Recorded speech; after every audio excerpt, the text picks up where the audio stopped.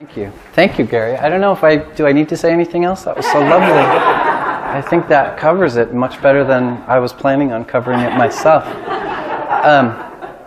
So this is the first time I've had a talk with a remote control. But this talk is about coffee, and it's about business. But it's about some other things, too, that I thought we should go over. It's about the clarinet, it's about Gustav Holst, it's about Harold Wright, it's about Marcel Proust, it's about Eric Gill, it's about super cool Japanese coffee machines, it's about 3 important words: beat up old espresso machines, cities, buildings, farmers markets, great stereos, dessert, good manners, marine grade plywood, polygal, and love. So that's what this talk is about. Before we start this talk, there are basically 4 things that I thought we should go over prior to that. First thing is, who am I? I think Gary covered that really nicely.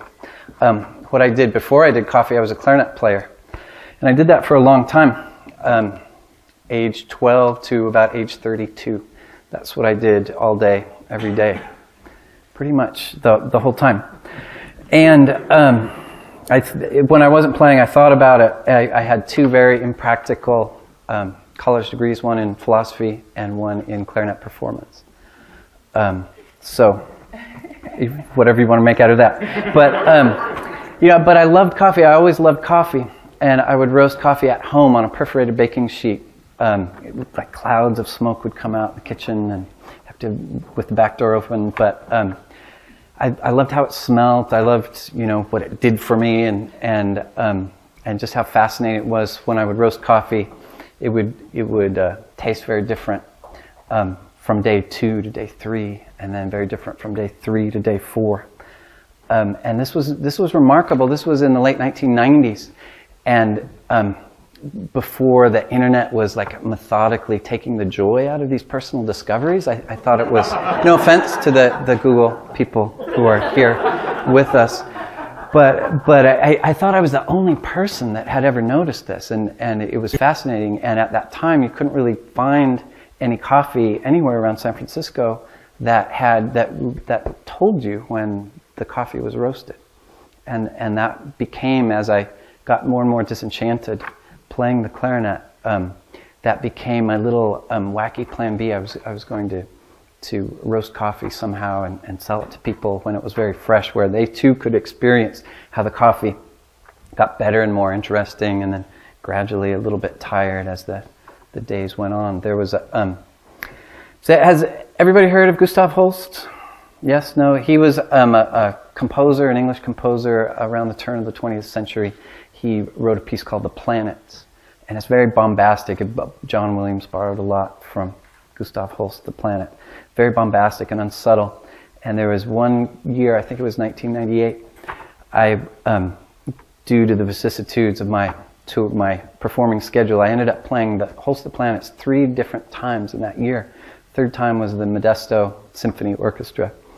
And I was just so deeply unhappy doing what I had done all day, every day since, age 12, there was that moment where that I really decided that I had to do something else, that I was good enough to make a living playing clarinet, good enough to get the jobs that I really didn't want, and not quite good enough to get the jobs that I did want.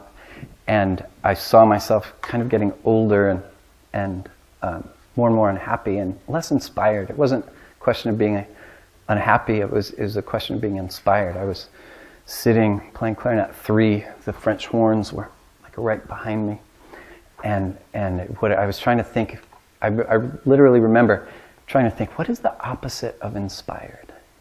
And I couldn't quite come up with it at that time. Here's the cheater alert: uninspired. That's what the opposite is. It occurred to me later. But coffee, I didn't know anything about business, but I could understand the model of I was a farmer's market shopper, and I could understand that economy. You would make something, and then you would show up on Saturday, and people would give you cash, and you would give them that thing you made. And so that became my little wacky plan B. And so in 2002, I finally was able to kind of pull the plug and decrescendo my clarinet performing career, and I opened a 180 square foot roastery. At the time, it was Alameda County's smallest health certified facility. It was the potting shed, the former potting shed behind the restaurant Doña Tomas on Telegraph Avenue. I don't know if any of you have been there. So that's the first thing you should know. The second thing, what is Blue Bottle Coffee? I think Gary covered that quite well. So, we have 2 roasteries, one in Brooklyn, one in Oakland. We have a handful of cafes in Brooklyn and Oakland and San Francisco and New York, and we're still at farmers markets. I always want to do farmers markets because I just love that sense that that's where people gather and they buy food and they transact, but it's also a social exchange. I also met my wife, Caitlin, at the Berkeley Farmers Market long ago. She was selling cakes and I was selling coffee. And one Saturday she gave me goosebumps, but that's a different story. The third thing before we start this talk is why should you care about all of this? There are various reasons. We all love coffee. But coffee is a $32 billion market in the United States. It supports, just the United States consumption alone supports many millions of people in coffee-growing countries, as well as hundreds of thousands of people in the United States. And it's changing. People's expectations from coffee are changing. People are looking for delicious coffee, and when they find it, they drink a lot of it. The giants of the coffee world in the United States are looking at small, quality-focused shops like ours and, trying to co-opt our symbols and signs and our processes and borrow our language or our processes to try to make not necessarily better coffee, but certainly more popular coffee. The consumption of espresso-based beverages has doubled in 3 years. And so coffee is occupying the specialty shops are occupying a higher profile in the culture of coffee. The day before yesterday, interestingly enough, I was pilloried in the pages of Time magazine for this, and they basically sort of called me out as a brie-sucking surrender monkey, sort of like latte sipping the blue states into, languidity or something like that. And it was very interesting. Of course, you can't write an article without having sort of Time magazine post a Twitter about the article. The conversation about the Twitter probably had more depth than the actual conversation about the article. But the Twitter post about the article, it grandiosely said, "What does the cult of gourmet coffee say about America?"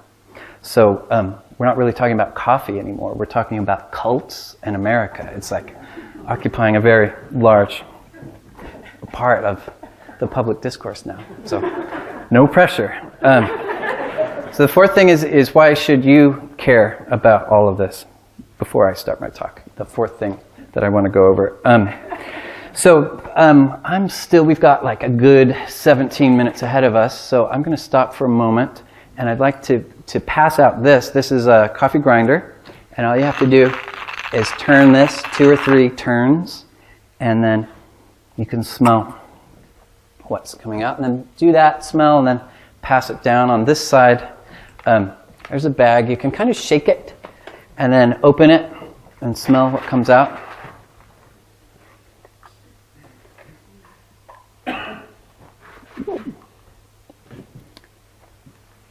So I'll wait for you to, not for everybody, just for a few people. How far back can you smell that smell? This far back. That far back? Any farther? Okay. It's all right. No rush.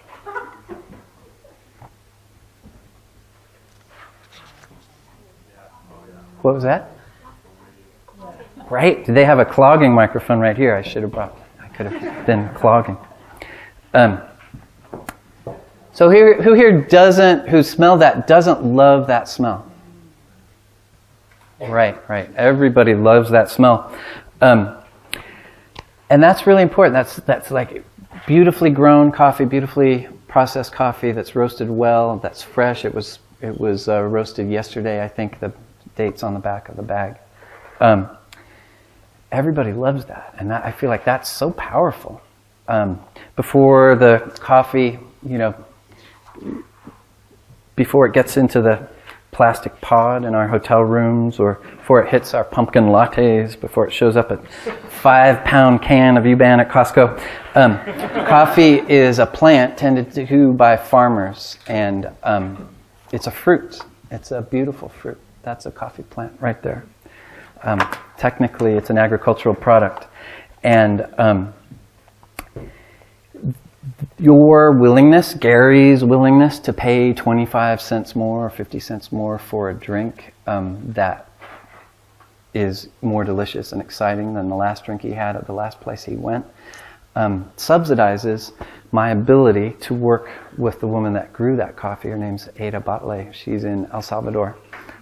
She took over her family's coffee farms in, I think 2002, 2001, something like that. And she, has done this heroic scientific effort in paying, like radical things, paying her pickers more to pick coffee more accurately so it's all ripe. You wouldn't want to eat a peach that's squishy or a peach that's hard as a rock.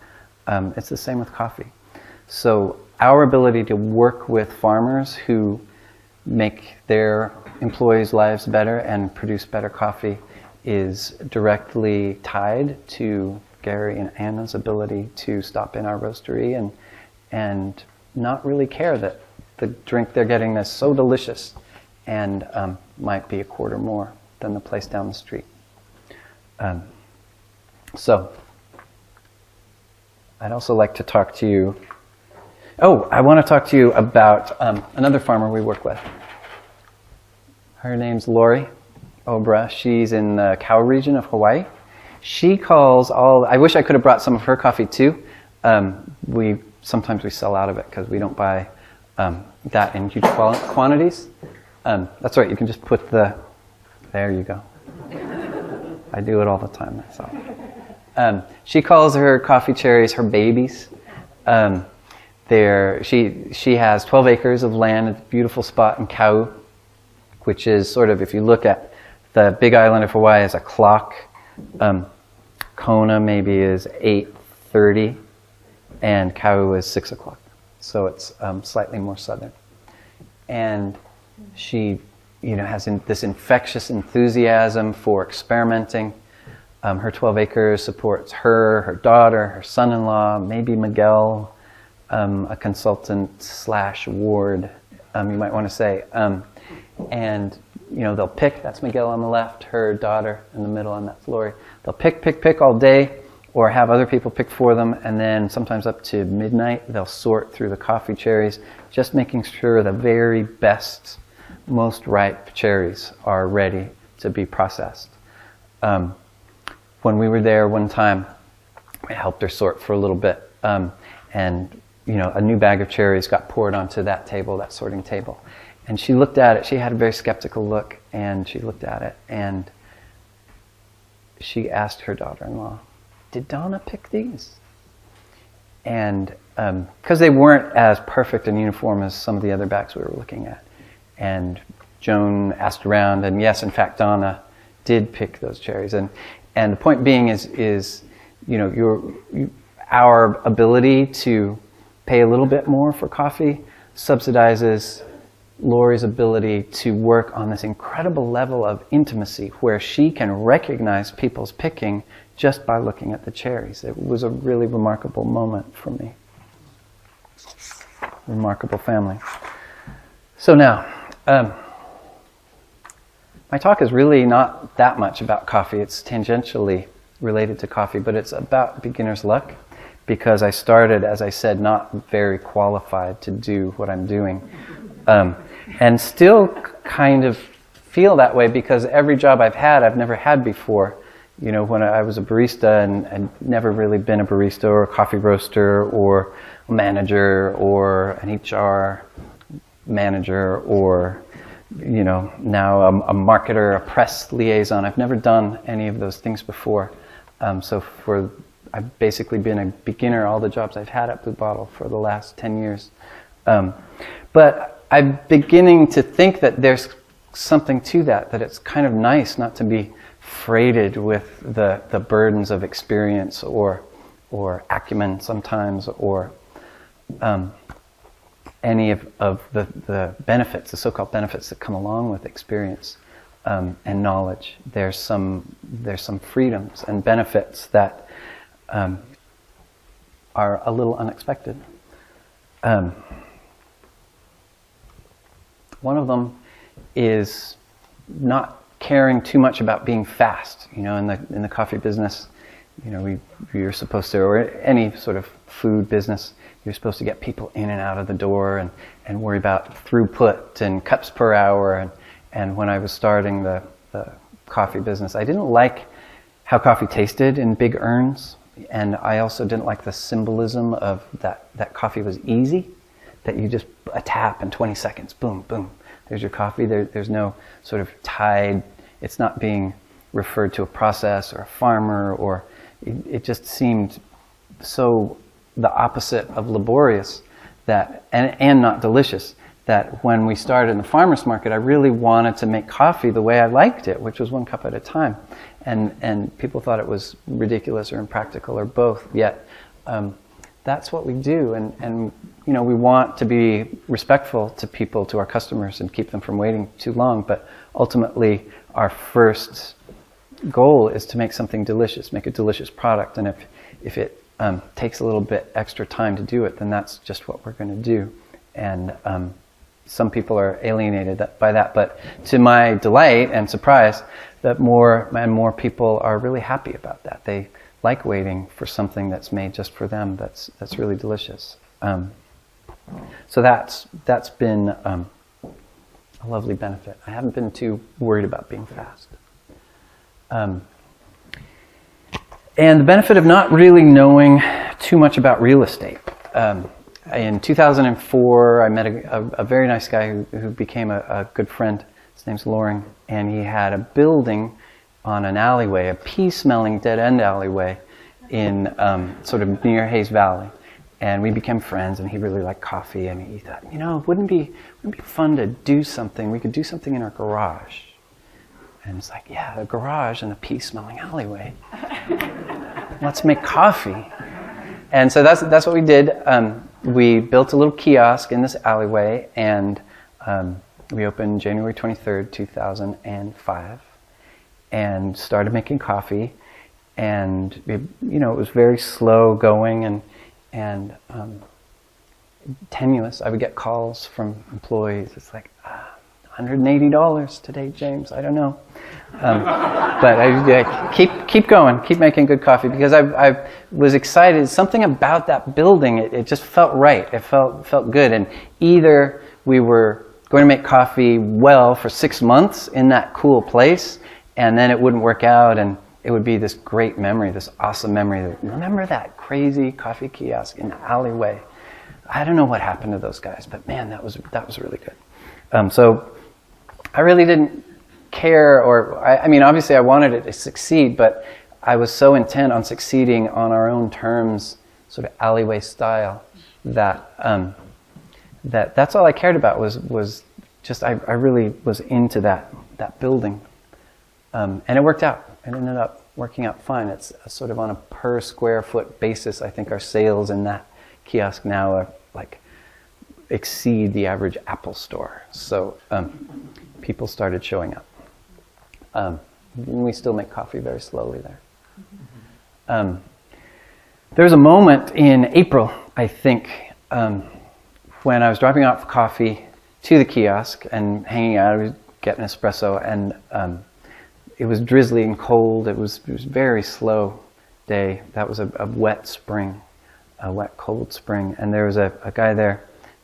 Before we knew we couldn't have tables. We had a little rickety table and a chair, a couple chairs put out. And this guy, I remember his name was Chester. He had a pork pie hat and this great raincoat. And he brought with him this new translation. Well, it was new at the time. Translation of In Search of Lost Time, the first volume of In Search of Lost Time, this revelatory translation by Lydia Davis, who's known for her concision. And what I feel about, I'm kind of a fan, a super fan, a Marcel Proust super fan. I feel like this translation just kind of stripped a lot of the stuffing out, the extra padding, and showed Marcel Proust at his most concise and glorious. And I remember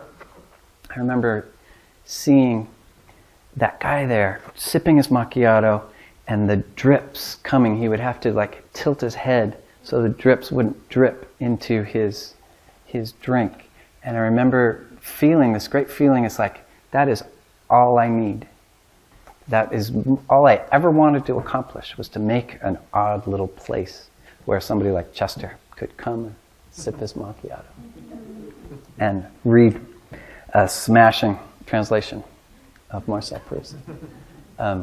And then in 2007, I fell in love with another building in another pea-smelling alleyway. This one, I was getting super into Japanese coffee styles of preparation, and this was this beautiful, elegant building that 17-foot ceilings and original molding, and I felt it fit what I wanted to do in terms of the style of the coffee I wanted to serve, how I wanted it to feel. So we moved into this building later, and it was also the second in a series of technically bad decisions in terms of real estate. This is near 6th and Mission, or 6th and Mission between Jesse and Mint, and it's still pretty dicey. The things I saw during construction cannot be unseen. But it worked out. It's a beautiful building, and because of the harmonies, because of the hidden harmonies in the building and the decisions we made, Caitlin and I must have brought like $300 worth of quarts of paint to see what the right color should be in that building. And we laboriously painted all these squares and chose this kind of dull gray-white and a weird greenish blue and a weird brownish green, but somehow they felt right. And after we'd spent several hours working all that out, we left, and the old Mission on 5th and Mission was there. It was about 4 o'clock in the afternoon, foggy, and it was exactly the palette of the old Mission building across the street, or the old Mint building, excuse me, across the street. And the entire time, the Mint building had been telling us what colors to choose, and because we weren't hiring a designer who gave us like a style sheet and everything, we were able to listen, even being amateurs, even being beginners. We were able to listen to what the Mint building was telling us, and I think people feel that hidden harmony when they go into our space like that. There's another possibly questionable business decision we just entered into, and it's like, I know, let's build a cafe in a tile factory. But it's a beautiful tile factory, and I think it's going to work out just fine. So maybe a couple years after that, I had managers, and the managers needed guidance, and I was kind of a beginner at guiding managers, and they asked me for a mission statement. And I put it off until finally I was driving to the roastery, and I couldn't think of it. I was like, what am I going to tell them about this? Didn't have time to write. I didn't want to hire anybody. What am I going to do? And then as I was parking, sort of these 3 words came to mind. Deliciousness, hospitality, and sustainability. Those 3 things. And that's really all we need to take care of. Deliciousness means exactly that. How does this taste? Does it taste really good? It means we can't have perfunctory brand muffins made by an off-site baker in our pastry station. We have to make our own stuff, because that way we'll make sure everything in our shops are delicious. Sustainability works as to financial sustainability, composting, everything, 80% of our waste stream. We came out with these PLA, which is from corn, lids and to-go cups a year or so ago. And so that right now our bête noire is soy boxes. So we're still working on that. And then hospitality, how we treat customers, of course, but how we treat each other, how we treat our vendors. If I don't pay somebody on time, that's not being very hospitable. So those 3 words have been surprisingly utilitarian, easy to pull out and evaluate whenever I or our staff have a tough decision ahead of us. Sorry, I was supposed to... Oops. And then one last benefit. Benefit of not seeing the big picture. A lot of times in the business press, you'll read about visionaries or entrepreneurs, seers that can, have this big, long-range field of vision. And I feel like it's been very helpful to me that I can't really see the forest for the trees. I'm fine spending an afternoon with 18 different pints of paint, or, delving into what the letters look like on our menus. That was a very interesting project to me. I just felt like the menus that we put in front of people, the letters have such character, and that it was incumbent upon us to find the alphabet that most expressed the character that we wanted to convey to our customers. And we came upon this. I love those letters. Eric Gill is kind of a weirdo, that artist, seer, visionary of the 1920s. He came up with this alphabet for lettering on a bookstore window. And I think it's really beautiful. Like it says, modern and approachable. And just to contrast, it just doesn't, it's not hospitable at all. And then you see this,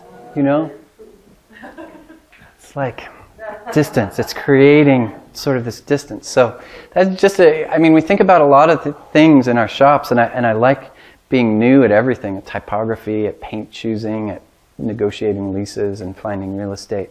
And I think it's led me to make some maybe more interesting decisions than had I known any better.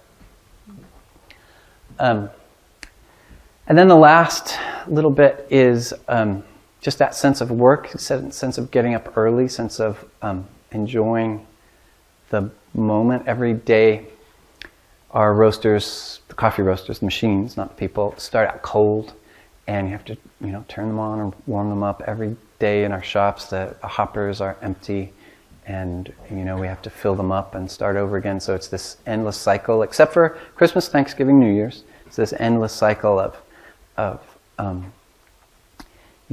making coffee, or roasting coffee, making coffee, cleaning up, roasting coffee, making coffee, cleaning up.